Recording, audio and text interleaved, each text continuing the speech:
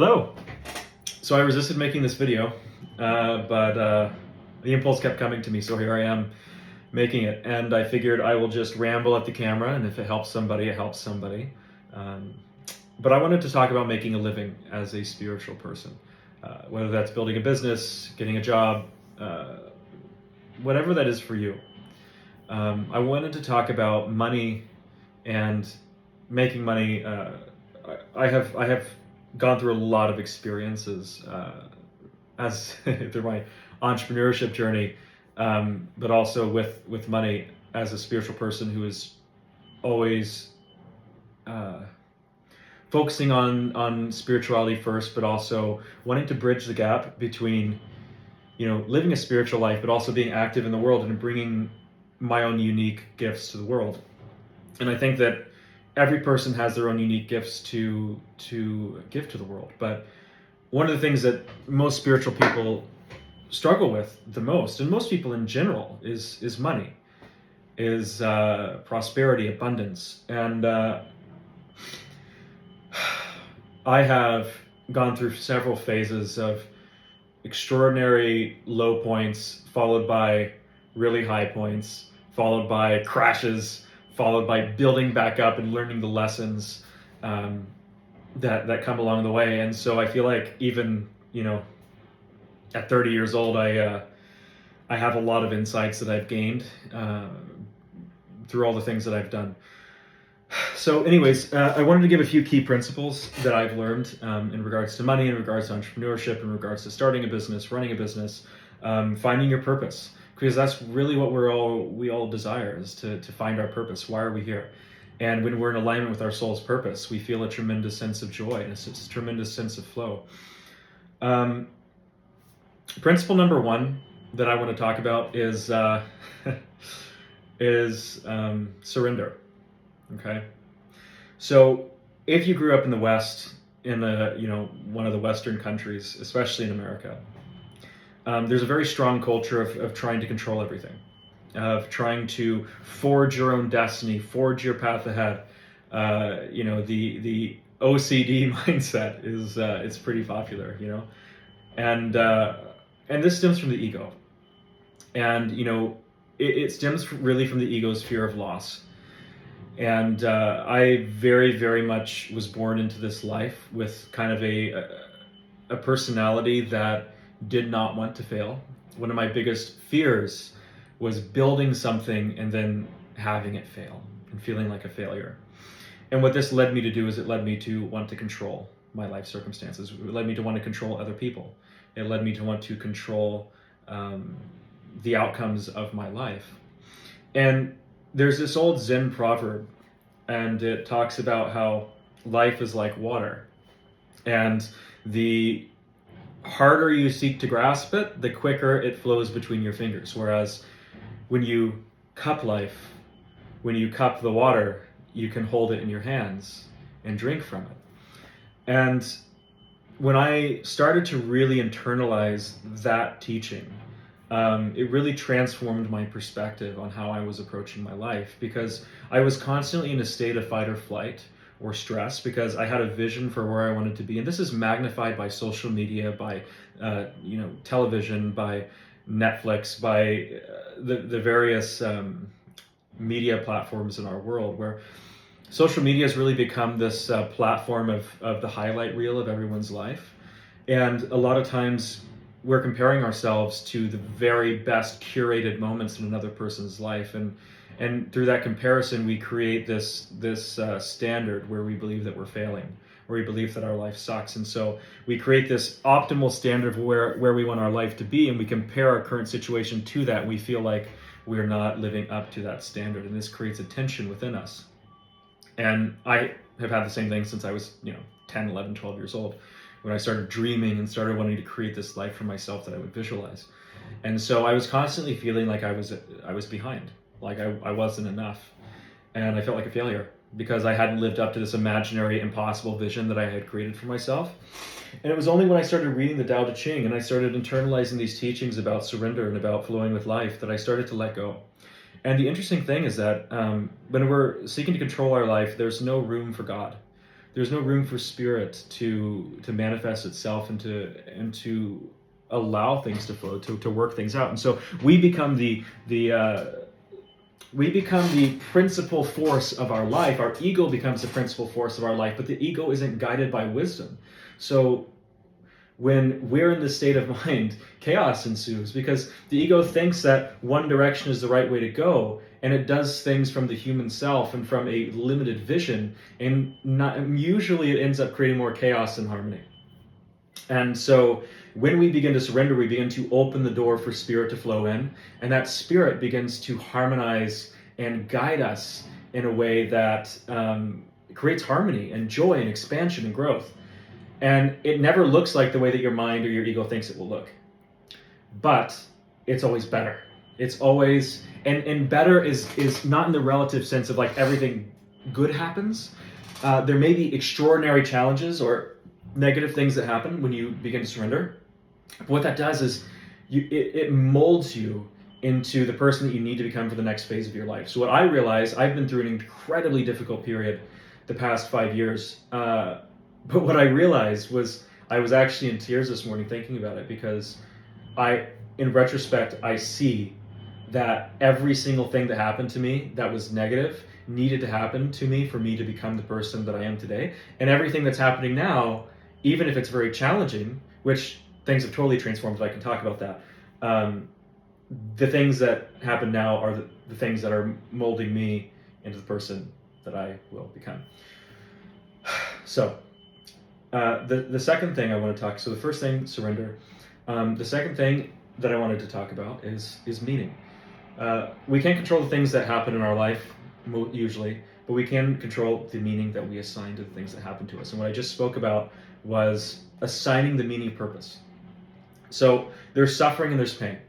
Pain is universal. Pain is something that we cannot avoid when we're in a human body. You stub your toe, I do it often, you experience pain.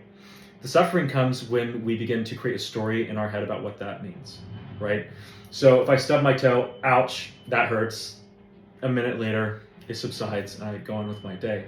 Suffering is stubbing your toe. Why does this always happen to me? Today's going to be a terrible day. And, creating this meaning out of it and allowing that situation to carry over into your day, creating a ripple effect. And so the meaning that we assign to things in our life, it really determines the direction that we go in. Whether we go in an upward spiral, a downward spiral, we kind of just, stay in the middle, feeling like we're just bobbing above water, but never quite going in the direction either or, right? And so beginning to assign purpose and meaning to the challenging situations that you encounter, and realizing that through your multiplication of the situation, through your positive response to difficult circumstances, you can transform them into a tremendous stepping stone for growth. The greatest things that ever happened for me were not successes. The greatest things that ever happened to me were the failures and the trials and the difficulties. And I finally stopped resisting them, started embracing them, and started asking, what is this meant to teach me? And by being willing to surrender and flow, and intuitively be open to changing, that led me to a place where I was open to intuitive impulses that led us in the right direction to create more wealth and prosperity.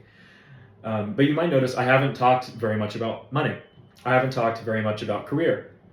And that's because as a spiritual person, your number one goal in life, your number one focus in life is spiritual growth. For most of my life, what I did was I separated spiritual growth from everything else in life. There was my normal life, and then there was my spiritual practices.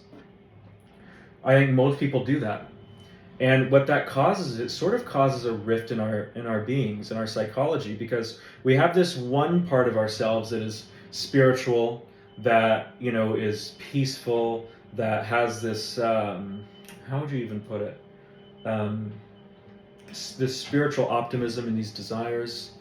And then there's another part of us that is sort of the human part of us that, yells at the kids, or feels stressed about money, or gets upset in traffic, or has to go to work every day.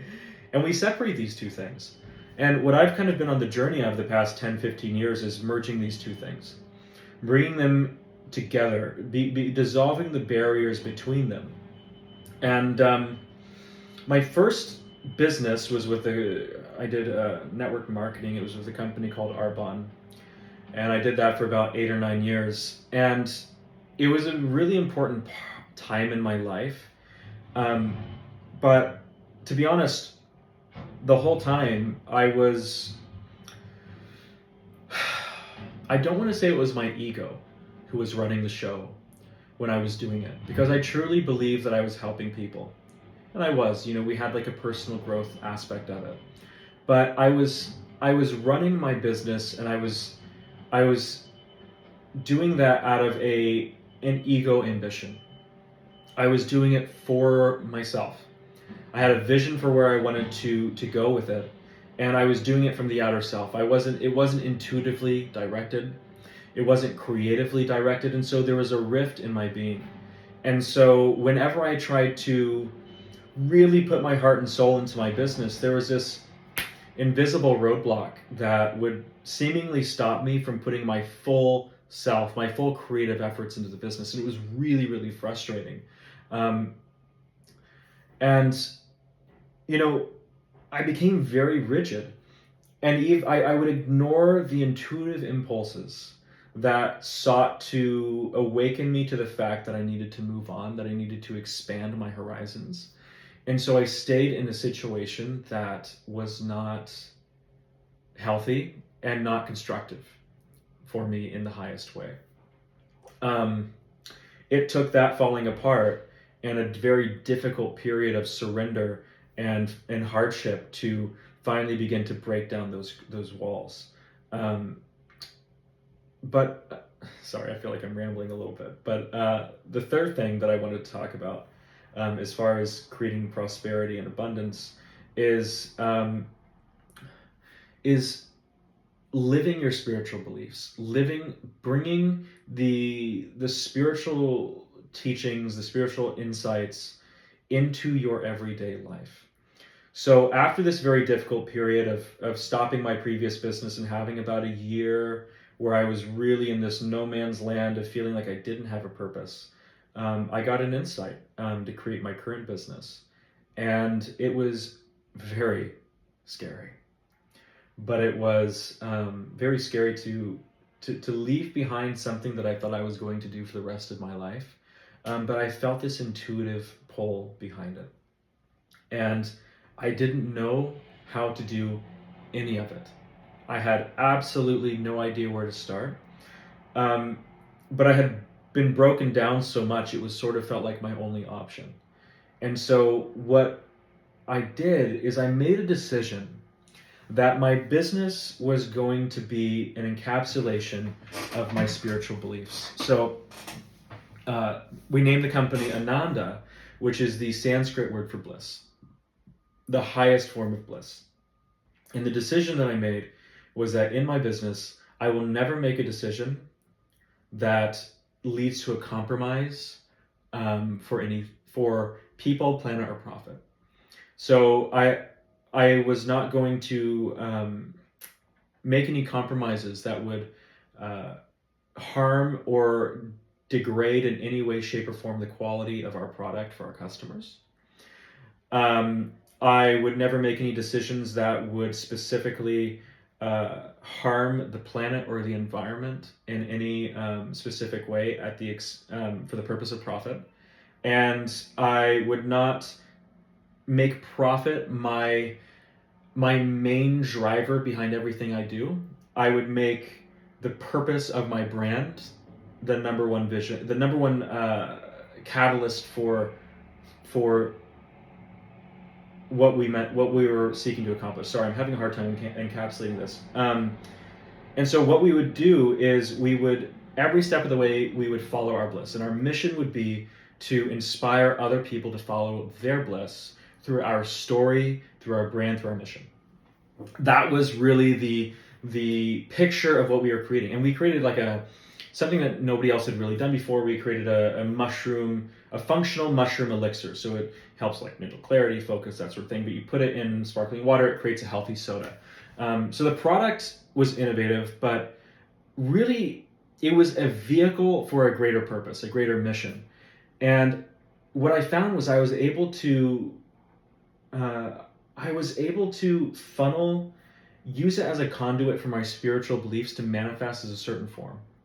I was able to bring the higher principles that I value into a physical, living, breathing entity of this business and share that with people who normally would not be open to my spiritual beliefs. And it was really fascinating because, I'm following my bliss. I'm sharing my gifts. I'm feeling so alive. I feel like this door has been opened with creativity and purpose. And you would think that everything would just be awesome. With that flow, things would work out so easily. There wouldn't be any roadblocks. The spirit would just manifest all this abundance. No, not at all. The business did grow, but in this new journey, there were all of these challenges that we encountered that we never thought existed.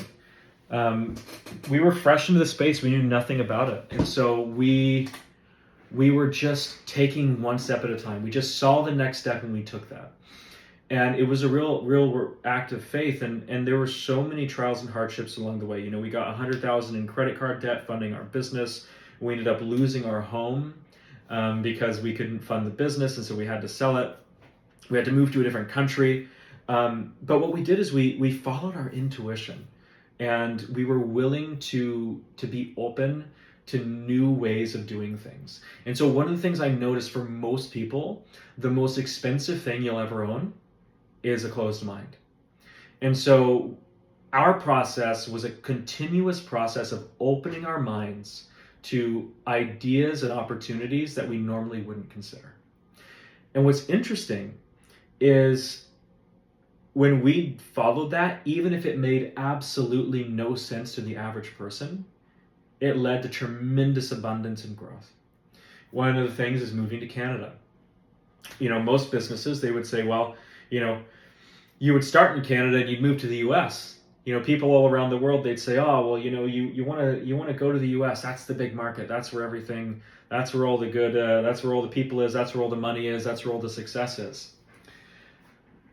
I felt the intuitive impulse that we needed to move to Canada. And everyone thought we were crazy. But we did it, and things didn't work out right away. It was really, really challenging, very, very difficult. But through a series of intuitive impulses, we made certain decisions in our business that absolutely changed changed our life forever. That skyrocketed our business. Our business increased 20 times, and a lot of blessings flowed in because of it. So it's been a really incredible journey, going through this process of spiritual growth and bringing spirituality into my everyday life and specifically into business. And now, what's interesting is another thing that really changed things for me was I felt like for most of my life I was very focused on myself, focused on what I was getting out of any situation. And I'd say for the past 6 or so months, and it wasn't in a selfish way, it was like, I have dreams, I have desires, I want to travel, I want prosperity, I want to be able to pay my bills, but I was focused on myself. And about 8 months ago, I made a shift and I stopped worrying about that. I stopped thinking about what I was getting out of my situation. I was focused completely on how we were serving people through our business and how we could spread our mission and in our product to more and more people. And I completely forgot about myself. I forgot the self, and I made the bare minimum that we could to get by. But ironically, I didn't feel lack at all. I felt tremendously abundant, even though I was making almost nothing. And that's another thing that's really, really important when you want to create prosperity in your life, is that prosperity is an internal feeling. It's not an external state. You can be the wealthiest person in the world and yet be the most impoverished. Prosperity is an internal state, and it does not depend on your external circumstances. I was making the least amount I've ever made, but I was feeling the most abundant that I'd ever felt because I felt full in my purpose. And I had no desires. I had no things that I wanted, nothing that pulled me except for the vision of how I could reach more people and give to others, but also give to my business. I wanted to throw my whole self into my business and just be in the joy of that creativity. Wayne Dyer said something really profound that really changed my perspective on this. And he said, when he started writing books, he never expected to sell any copies. He just loved writing. And then he sold that love. He sold his love for writing, and people bought his love. And that's what made him a best-selling author. And that really, really changed my perspective, because it's like I was trying to convince people to buy my vision or to follow me at different points or to align with me, but it was the wrong way of going about it. I simply needed to let the love of my creativity flow through me, and then share that love. And that love is enough to bring people along your journey and to support your business or to find value in what you're doing. And so I got a little off track here, but so now we finally got to the point where the business is growing, and we finally are able to get ourselves to a place of where we don't have to worry about money anymore. And I think about 100 times a day. I tell God how grateful I am. And by the way, gratitude really is the open door for abundance, because when you're grateful, the vibration obviously that you're putting out is gratitude. And it's gratitude is a vibration of abundance. So when you're feeling that abundant, when you're in that abundant state of being, you're reverberating that vibration of the universe. And obviously, with the law of attraction, that vibration is going to come back to you in the form of more things to be grateful for. Gosh, I have so many other things I wanted to talk about. They're escaping my mind a little bit right now. But so we're in this prosperous place now, and I had been in this place before. So a number of years ago, we had got to a certain place with our other business with Arbonne, and we had a similar level of prosperity. But it was interesting because going through that process and reaching that state, it felt like it was a final destination. It felt like it was we reached this state, finally we can relax. And we were in it for ourselves. I was in it for myself. And so when I reached the place that I wanted to get to, I stopped the flow. And shortly after, the business fell apart. Whereas in this situation, my needs are taken care of. I feel tremendously grateful for it. But I feel no inclination to stop, because it's not about me. I feel is more driven than ever to continue to expand, not just to serve other people, but for the self-actualization of what can be done through me. What can I do? What am I capable of? What's possible? It's a question rather than a statement. And there's actually another little quote that I really, really like, and it's very, very simple. And it's be curious, not judgmental. I've been really trying to have less opinions in my life, because I've realized that it's my opinions that have limited me.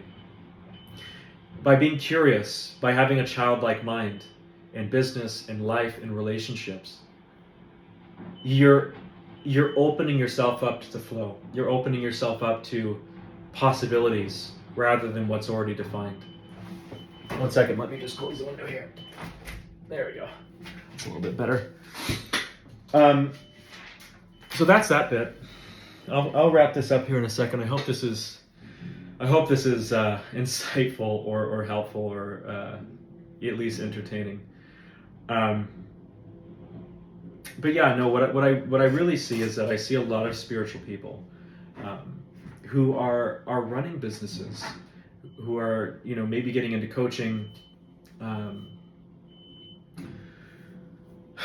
or doing a number of things, and the biggest piece of advice that I could give is that what I see a lot of people doing is they're doing what they're doing from a self-focused state of mind. And people can sense that. They can sense a convincing energy. They can sense an energy of self-focus. And it pushes people away. And so the biggest shift that I made, and I really, really think I maintain that it could be the most profound shift for anyone trying to run a business, is to forget yourself. Forget yourself and be in the joyous, creative flow of giving. When you are so taken up by the possibilities of service that you forget yourself, that is when you receive more than you can even know what to do with. God will pour blessings upon you that you do not even have room to contain. And so I guess I'll probably wrap this video up now. If you have any questions, feel free to ask and I can make more videos. I look back and there's still so much journey to be on. I certainly do not have it all figured out. I feel like I'm still a beginner, very much so. But the reason I'm doing this video is not for myself. It's a little bit uncomfortable for me, but I'm doing it just because maybe one thing I say can help someone. Let me see if there's anything else I wanted to add. Nothing's coming. Okay, well, have a great Monday or whatever day you're watching this on. I hope I was able to be of service. Have a beautiful day, guys.